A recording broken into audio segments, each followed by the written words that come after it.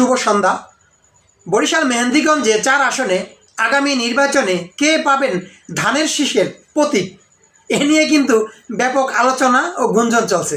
আমাকে অনেকেই প্রশ্ন করেন, যেহেতু আমি অনলাইনে কাজ করি, ইউটিউবে কাজ করি, আমি ফেসবুক পেজে কাজ করি, মোটামুটি লেখালেখি করিও না, অনেকে আমাকে মেসেঞ্জারে নক করেন, ভাই কে পাবেন ভাই বিএনপি থেকে নমিনেশন, এ নিয়ে কিন্তু অনেকের আগ্রহ। ভাই এটা আগ্রহ থাকা স্বাভাবিক, এই আগ্রহটা কিন্তু আমার মনের ভিতরেও আছে।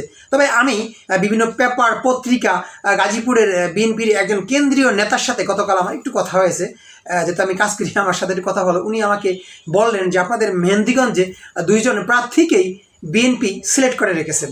এই 2 জনের ভিতরে একজন আগামী নির্বাচনে বরিশাল 4 আসন থেকে নমিনেশন পাবেন এবং ধানের শীষের প্রার্থী হয় তিনি নির্বাচন করবেন।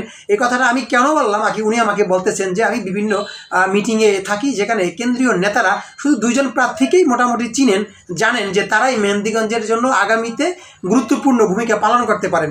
সেই 2 জনের ভিতরেই একজনকে হয়তো এই অক্টোবর নভেম্বর মাসের ভিতরেই বিএনপি হয়তো সবুজ সংকেত দিয়ে দেবে নির্বাচনের লড়াইয়ে নামার জন্য। এখন কে হবেন সেটাই কিন্তু দেখার বিষয়। সেই বিষয়টা কিন্তু আমি আপনাদেরকে খোলাসা করে বলতে পারবো না, কারণ এটা একটা কনফিউজের ব্যাপার।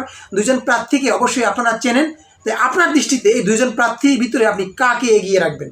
হ্যাঁ, 2 জন প্রার্থীর ভিতরে একজন 60%, একজন 40% কিন্তু এগিয়ে আসছেন নির্বাচনের দৌড়ে, যারা তারেক রহমান সাহেব কিংবা বিএনপির হাইকমান্ড এই বিষয়টা কিন্তু জানেন। এদের ভিতরে কিন্তু নমিনেশনের দৌড়ে এগিয়ে থাকবেন যে কোনো একজন, সেটা এখন দেখার বিষয়। নির্বাচনে কিন্তু বেশি একটা বাকি নেই ভাই।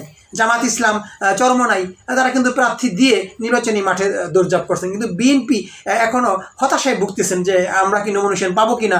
এই সবাই কিন্তু এলাকায় দৌড়াদৌড়ি করছেন, দৌড়ঝাঁপ করছেন, ভালো ভালো কাজ করছেন। বিএনপিতে অসংখ্য ভালো ভালো নেতা আছেন, তাদের কাজকর্মে মানুষ কিন্তু সন্তুষ্ট, কিন্তু কে নমিনেশন পাবেন ভাই, এটা এখন দেখার বিষয়।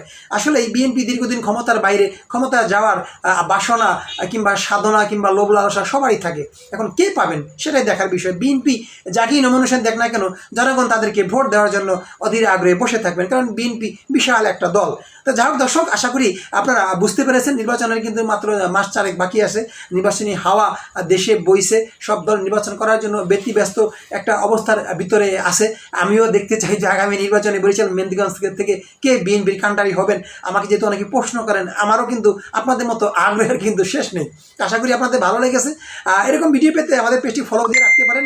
চাইলে আপনি তাসিম টিভি ইউটিউব চ্যানেলে আমাদের এই ভিডিওগুলো দেখতে পারেন। আল্লাহ হাফেজ।